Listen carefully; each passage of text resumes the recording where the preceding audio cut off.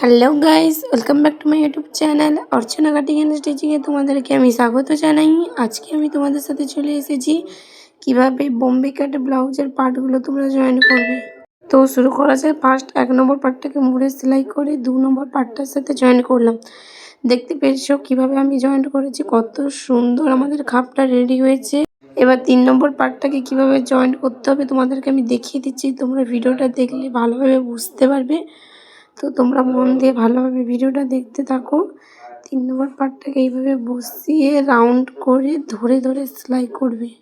Finishing দেখবে খুব সুন্দর হবে। এই দেখো আমাদের 3 নম্বর পার্ট 4 নম্বর পার্টও আমি জয়েন করে ফেলেছি একই রকমভাবে, এবং ওপর দিয়ে 2টো চাপ সেলাই দিয়ে দিয়েছি, এবং আমি পটিও বসিয়ে নিয়েছি, বুকের পটি, গলার পটি, এবং ভেতরটা দেখো খাপের ভেতরটা কত সুন্দর ফিনিশিং হয়েছে।